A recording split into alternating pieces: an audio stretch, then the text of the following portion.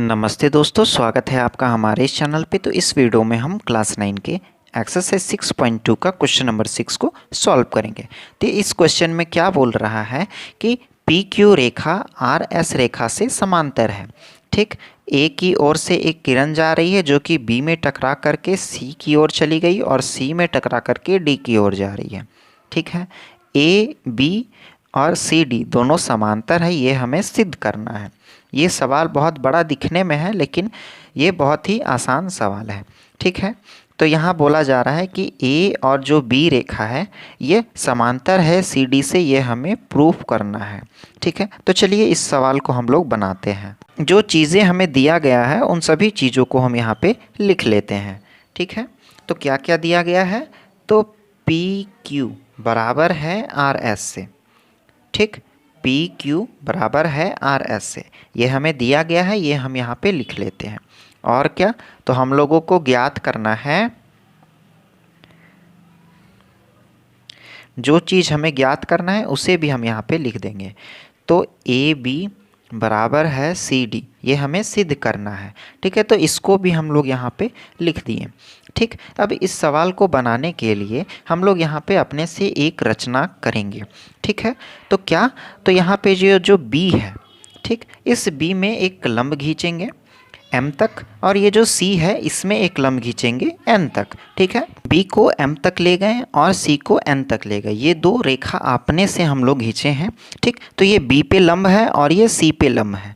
ठीक, अब यहाँ पे लिख देते हैं, जो कुछ भी हम लोग रचना किए उसको यहाँ पे लिख देते हैं। ठीक है, तो रचना क्या किए हम लोग कि बी एम पर लंब है पी क्यू पर, बी एम एक लंब है पी क्यू पर, और सी एन एक लंब है आर एस पर। ठीक है, आर एस पर एक लंब है ना सी एन, और पी क्यू पे एक लंब है बी एम। ठीक है, इस चीज़ को हम लोग यहाँ पे लिख लिए। ठीक, इसको लिख देते हैं यहाँ पे खींचे। ठीक, यहाँ तक समझ में आ गया। अब चलिए उपपत्ति। ठीक है, तो माना, क्या मान लेते हैं, जैसे कि ये ए बी एम, ठीक, इसको हम लोग यहाँ पे क्या, इसको हम लोग थीटा मान लेते हैं। ठीक, तो यहाँ पे हम लोग इसको लिखते हैं, माना एंगल ए बी एम बराबर है थीटा। ठीक, जब ये थीटा के बराबर होगा तो एंगल एम बी सी, यानी कि एम बी सी, ये एंगल भी क्या होगा, ये भी थीटा के बराबर होगा। ठीक, क्यों होगा, होगा, क्यों होगा, तो परावर्तन नियम के अनुसार, परावर्तन के नियम से। ठीक, जब angle A B M theta के बराबर होगा तो एंगल एम बी सी भी थीटा के बराबर होगा। क्यों होगा, तो परावर्तन के नियम से। ठीक है, अब लिखते हैं, परंतु चित्र में बी एम समांतर है सी एन। ठीक है, क्या बोल रहा है कि बी एम समांतर है सी एन। क्यों समांतर है, तो दोनों लंब है इसलिए समांतर है। ठीक, तथा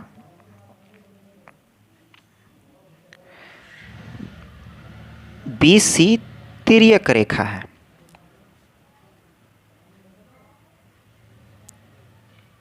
ठीक, क्या बोल रहा है कि बी एम समांतर है सी एन से, और ये जो बी सी रेखा है यह एक तिर्यक रेखा है। तिर्यक रेखा किससे कहेंगे, जब दो समांतर रेखा होते हैं उनके बीच से जब एक रेखा जाती है तो उसे तिर्यक रेखा कहते हैं। ठीक, यहाँ तक क्लियर हो गया। जब ये तिर्यक रेखा है तब क्या होगा, तब होगा एंगल एम बी सी बराबर होगा एंगल बी सी एन। ठीक, क्या बोल रहा है, एंगल एम बी सी किसके बराबर होगा, एंगल बी सी एन के, यानी कि ये एंगल बराबर होगा इस एंगल से। ठीक, इसको हम लोग थीटा मान ले चुके थे, हम लिखे नहीं थे, देखिए यहाँ पे थीटा मान ले चुके हैं। ठीक, यहाँ तक समझ में आ गया। अब क्या, तो ये दोनों बराबर क्यों होंगे, तो एकांतर कोण है इसलिए। जब ये तिर्यक रेखा है तो ये और ये आपस में एकांतर कोण होगा। ठीक, तो यहाँ पे इसका कारण लिख देते हैं, एकांतर कोण है। ठीक, यहाँ तक समझ में आ गया। जब ये दोनों बराबर होगा तो ये क्या होगा, ये भी थीटा होगा। ठीक, अब क्या बोल रहा है, जब ये सब हो जाएगा तथा एंगल बी सी एन बराबर होगा एंगल एन सी डी के, और ये बराबर होंगे थीटा डिग्री के। अब यहाँ पे थोड़ा सा समझना है हम लोगों को। एंगल क्या बोल रहा है, बी सी एन बराबर होगा किसका, एंगल एन सी डी के, यानी कि इसके। क्यों बराबर होंगे, तो परावर्तन नियम के अनुसार। तो यहाँ पे लिखते हैं परावर्तन के नियम से।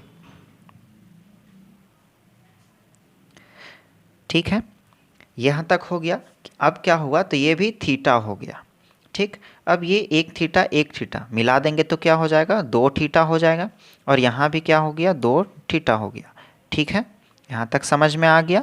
अब क्या करना है, जब ये 2 थीटा हो गया ना, तो यहाँ पे लिखना है, चूँकि एंगल ए बी सी बराबर है एंगल बी सी डी से। क्या बोल रहा है, एंगल ए बी सी बराबर है एंगल बी सी डी से। क्यों, तो ये 2 थीटा हो गया, ये भी 2 थीटा हो गया, तो दोनों का मान बराबर हो गया, तो ये बराबर हो गया। ठीक है, तो इसका बराबर क्या हो गया, 2 थीटा। हम लोग यहाँ पे मान निकाल लिए। और क्यों हुआ, तो एकांतर कोण है इसलिए।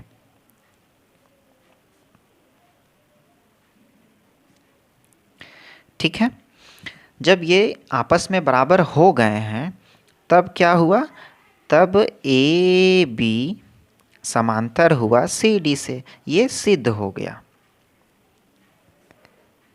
ठीक, इसमें और कुछ करना नहीं था, ये हो जाएगा इसका आंसर। क्या करने बोला कि पी क्यू समांतर है आर एस से, और यहाँ ए से एक किरण गई है, बी में टकराई, फिर जाके सी में और डी की ओर चली गई।